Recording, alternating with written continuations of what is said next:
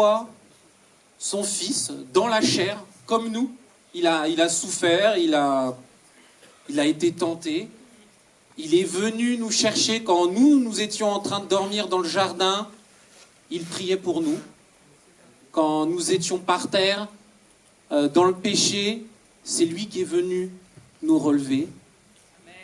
Incroyable. Même Dieu, dans sa grandeur, meurt pour sa propre création, pour nous. Et le miracle essentiel de notre foi aujourd'hui, si nous venons même ici, c'est que Jésus est ressuscité. Il n'y avait rien à faire contre la mort. Dieu est bien au-dessus de la mort, de nos péchés, de nos erreurs, et il nous encourage à vivre une nouvelle vie. Bienvenue à vous ce matin. Pourquoi cherchez-vous parmi les morts celui qui est vivant? Évidemment, c'est une phrase d'un ange quand il voit ces femmes. Alors, la résurrection est entourée quasi exclusivement que de femmes.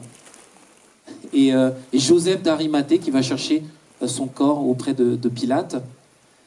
Et nous pouvons venir ici ce matin et nous venons pas chercher le vivant parmi les morts, car Jésus est ressuscité. Et c'est difficile parfois de se dire, oula, ok, il y a 2000 ans, le Fils de Dieu proclamé est ressuscité. Il est vivant au jour d'aujourd'hui. Quel était le contexte il y a 2000 ans? On peut passer le slide suivant. Ordonne donc que le sépulcre soit gardé jusqu'au 3e jour. Là, c'est les autorités juives de l'époque qui ont poussé Pilate et l'autorité romaine à tuer sans faute notre Seigneur. Il n'avait commis aucune faute et il a été tué. Et ils s'inquiètent, l'autorité juive, parce qu'ils se disent, peut-être que dans 3 jours, ils vont voler le corps pour faire croire qu'il est ressuscité. Et ce qui est incroyable, c'est de voir que l'autorité juive a limite plus de foi que les disciples. Les disciples sont eux en train de se cacher. Les disciples se disent, tout est fini. Est-ce qu'on peut s'imaginer, ne serait-ce que déjà la résurrection, ça me paraît incroyable, impensable, mais le Fils de Dieu, à qui on a passé des mois, des années, il vient d'être tué devant nos yeux. Est-ce qu'on croit qu'il va revenir? Et là, en effet, eux, par contre, l'autorité juive, ils s'en méfiaient, afin que ses disciples ne viennent pas dérober le corps et dire au peuple, il est ressuscité des morts. Cette dernière imposture serait pire que la première. Pilate leur dit, vous avez une garde? Allez garder-le comme vous l'entendez. Ils s'en allèrent et s'assurèrent du sépulcre au moyen de la garde, après avoir scellé la pierre. Donc qu'est-ce qu'ils vont faire? Ils vont mettre une grosse pierre devant le tombeau. Voilà, merci. Vous êtes réveillés, vous mettez j'aime, c'est bien. Et ensuite, ils vont même envoyer des gardes en se disant, oulala, attention, si le corps disparaît, cette foi serait démultipliée. Ça changerait le monde. Ce matin, on va juste lire le récit du dimanche dans 3 évangiles, Matthieu, Marc et Luc. Alors, on peut passer au suivant. Ça, c'est... c'est petit pour moi. Aïe, dur. Alors, je m'approche parce que vous savez, je vois pas très bien. Alors, en Matthieu, il est dit, après le sabbat, à l'aube du 1er jour de la semaine, aujourd'hui, Marie de Magdala et l'autre Marie allèrent voir le sépulcre. Et voici, il y eut un grand tremblement de terre, car un ange du Seigneur descendit du ciel, vint rouler la terre et s'assit dessus. Son aspect était comme l'éclair, et son vêtement blanc comme la neige. C'est tellement incroyable qu'on... Je ne sais pas pour vous, mais des fois, c'est hallucinant. Les gardes tremblèrent de peur. Les fameux gardes devinrent comme morts. Mais l'ange prit la parole et dit aux femmes, « Pour vous, ne craignez pas, car je sais que vous cherchez Jésus, qui a été crucifié. Il n'est point ici, il est ressuscité. Comme il l'avait dit, venez, voyez le lieu où il était couché. Et allez promptement dire à ses disciples qu'il est ressuscité des morts. Et voici, il vous précède en Galilée. C'est là que vous le verrez. Voici, je vous l'ai dit. » Elles s'éloignèrent promptement du sépulcre, avec crainte et avec une grande joie. Et elles coururent porter la nouvelle à ses disciples. Et voici, Jésus vint à leur rencontre et dit, « Je vous salue. » Elles s'approchèrent pour saisir ses pieds. Et elles se prosternèrent devant lui. Alors Jésus leur dit, « Ne craignez pas. Allez dire à mes frères de se rendre en Galilée. C'est là qu'ils me verront. » C'est incroyable parce que Jésus a passé une période de sa vie à dire « Je vais mourir, je vais ressusciter, je vous attendrai en Galilée. » Personne ne le croit. C'est incroyable. C'est peut-être nous, des fois, notre foi, n'est-ce pas? On a une foi fragile, on doute un peu. On a un Dieu qui prend soin de nos inquiétudes, de nos doutes, de notre foi. Il vient nous chercher, peu importe la foi que nous avons au fond de nous. Alors, pas de crainte, le message c'est, et il y a un autre élément ici dans ce passage, c'est la joie. Et ça a été prophétisé que Dieu amènerait son peuple de la tristesse, quand ils ont vu Jésus mourir, à la joie. C'est incroyable. Nous passons au jour d'aujourd'hui de la tristesse à la joie. Imaginez-vous, on aurait même Jésus, fils de Dieu, mais il ne serait que mort. Et il nous dirait, ah mais oui, c'est bon, soyez en paix, vos péchés sont pardonnés. On aurait peut-être un petit stress quand même. Mais là, nous avons un Dieu qui bat la mort. Slide suivant. Le premier jour de la semaine, toujours, en Marc, elles se rendirent au sépulcre de grand matin, comme le soleil venait de se lever. Elles disaient entre elles, « Qui nous roulera la pierre loin de l'entrée du sépulcre ?» Et levant les yeux, elles s'aperçurent que la pierre, qui était très grande, avait été roulée. Pourquoi je vous ai pris ce passage ce matin? C'est que, comme moi, peut-être comme vous, des fois, dans notre foi, on s'inquiète de choses qui n'en valent pas la peine. Est-ce que vous pensez, là, maintenant c'est facile, on est 2000 ans après, on sait comment l'histoire finit. Mais nous, on se dit, bah, est-ce que Dieu peut bouger une pierre? Une grosse pierre? Bah oui, évidemment, on a bien vu que Dieu fait tout ce qu'il veut. Mais des fois, quand on se lève le matin, on se dit, bon, qu'est-ce que Dieu va pouvoir faire dans ma journée au jour d'aujourd'hui? Dieu peut émettre de la mort.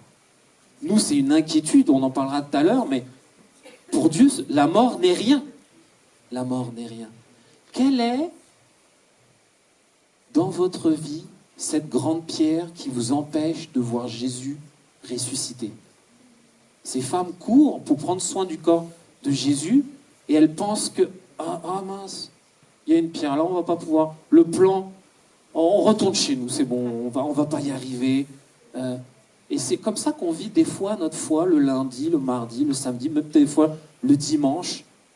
On s'inquiète de choses qui sont toutes petites, qui sont très matérielles en général. Alors que Dieu est dans une autre dimension, la dimension spirituelle. Il a le contrôle de l'univers et de cette terre.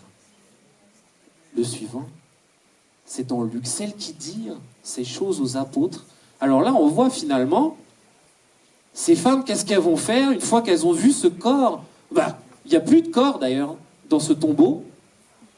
Elles ont rencontré Jésus pour certaines d'entre elles.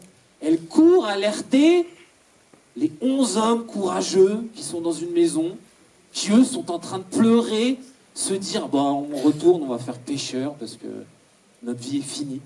Celui qui était notre Dieu n'est plus présent, il n'est plus là. Et ces femmes viennent auprès de ces hommes. Marie de Magdala, Jeanne, Marie, mère de Jacques, et les autres qui étaient avec elle. Ils tinrent ces discours pour des rêveries, et ils ne crurent pas ces femmes. Mais Pierre se leva et courut au sépulcre. S'étant baissé, il ne vit que les linges qui étaient à terre. Puis il s'en alla chez lui dans l'étonnement de ce qui était arrivé. On a l'impression que même, il doute encore un peu, Pierre, n'est-ce pas? Et c'est un peu catastrophique. Moi, j'aurais un petit peu honte, pareil. Les femmes ont vu les témoins de la résurrection elles viennent et puis on leur dit vous êtes des rêveuses, vous n'avez rien compris. C'est catastrophique, mais des fois, nous vivons notre foi comme des rêveries. Nous négligeons la puissance de la résurrection. Nous négligeons la puissance de ce que peut faire Dieu dans nos vies. Et on dit, on croit. Moi, je crois. Mais que Dieu fasse des miracles dans ma vie, ça, c'est un peu des rêveries, par contre. Ça, c'est... Je suis pas vraiment sûr. Et ce matin, Dieu vient nous chercher là où nous en sommes. Il veut que nous n'ayons pas de rêveries dans notre vie. La résurrection est vraie. Amen. Ceux qui ont la foi, prenons la puissance de la résurrection tous les jours de notre vie. Ceux qui n'ont pas la foi, je vous encourage de chercher si la résurrection est vraie. Parce que si elle est vraie et que vous n'êtes pas croyant, vous êtes dans le pétrin. et ça va. Moi, j'étais bien dans le pétrin, je ne comprenais rien. Prenez des personnes dans cette salle, prenez des livres, prenez plein de choses qui prouvent la résurrection de Dieu. Merci. Et là, on parle de quelque chose aussi, peut-être que quand on n'est pas croyant, mais même quand on est un peu croyant, on se dit, moi je crois, mais à la fin, il y a la mort. Et des fois, on se dit, alors, des fois on a peur, des fois on est juste un petit peu angoissé, on sait pas, ce sera une première pour nous. Je vois par exemple Anne Crater qui est là, elle va avoir son premier enfant, elle a entendu plein de femmes dire, la naissance, elle a entendu des femmes dire ça se passe bien, d'autres non, ça se passe pas bien du tout, etc. C'est sa première fois, elle ne sait pas. Et nous, ici, personne n'est mort. On ne sait pas comment ça va se passer. Et des fois, on se dit, comment ça va être peut-être bizarre. Ainsi donc, mais la résurrection vient nous encourager.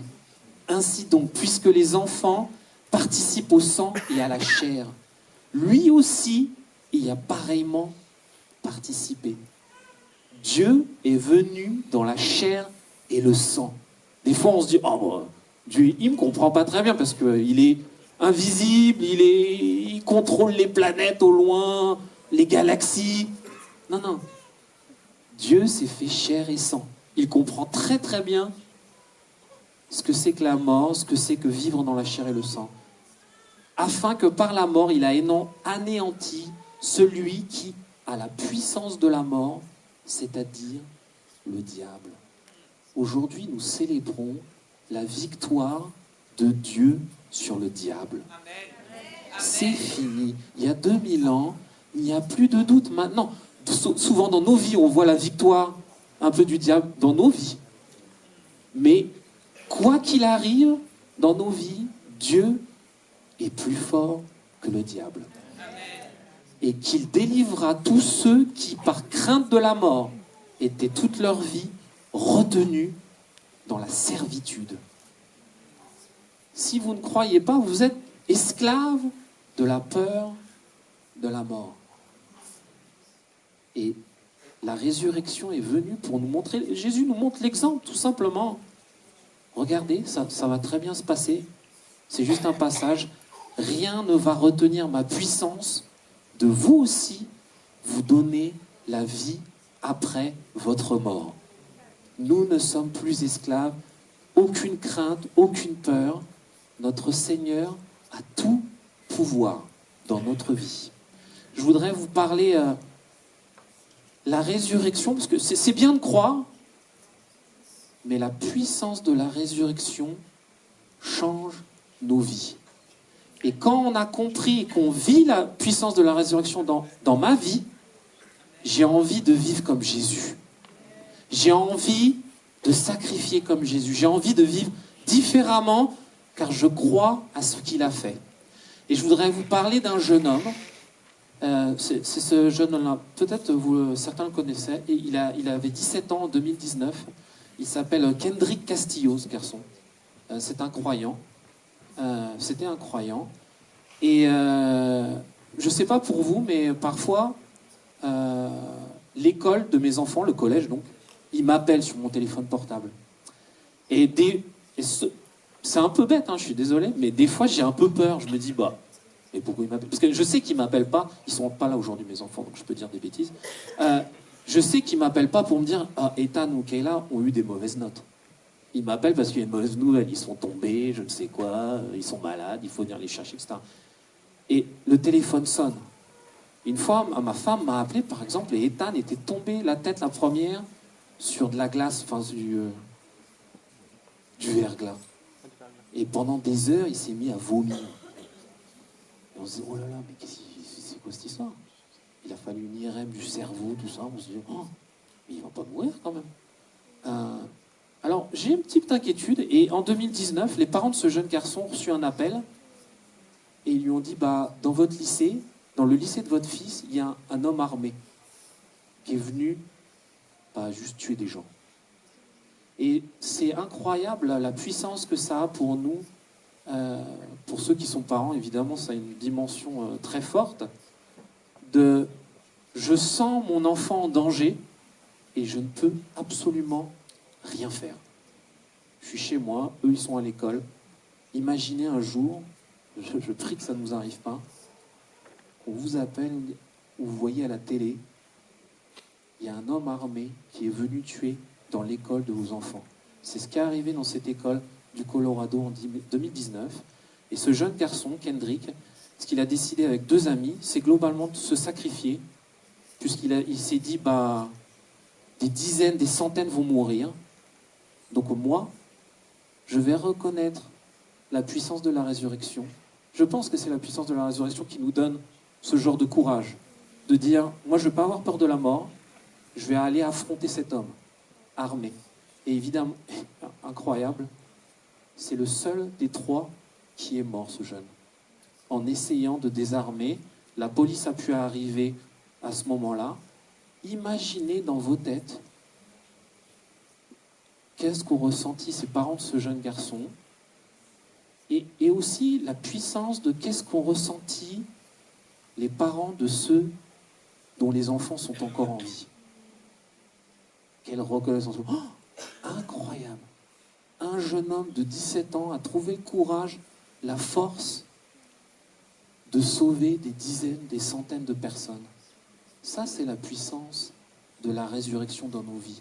Quand on voit la puissance de la résurrection dans nos vies, notre vie change, notre vie est différente, et on peut se joindre à Jésus dans une vie de sacrifice. Et on finit par ce verset que j'ai jamais compris d'ailleurs, mais aujourd'hui je l'ai à peu près compris. Car Christ est ma vie, et la mort m'est un gain. Je me dis aujourd'hui, comment ça, la mort m'est un gain? C'est très étrange ça. Mais la mort m'est un gain parce que je vais revivre après ma mort. J'ai pas besoin de m'attacher à ma propre vie. J'ai pas besoin d'être inquiet de mourir demain, d'avoir des problèmes dans ma vie, etc. Parce que de toute façon, il y a quelque chose que je ne peux même pas appréhender. J'ai une autre vie qui m'attend.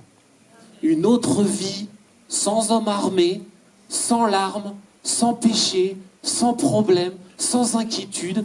Une nouvelle vie. Alors ce matin, je vous encourage à vivre une vie basée sur la puissance de la résurrection. Merci de m'avoir écouté.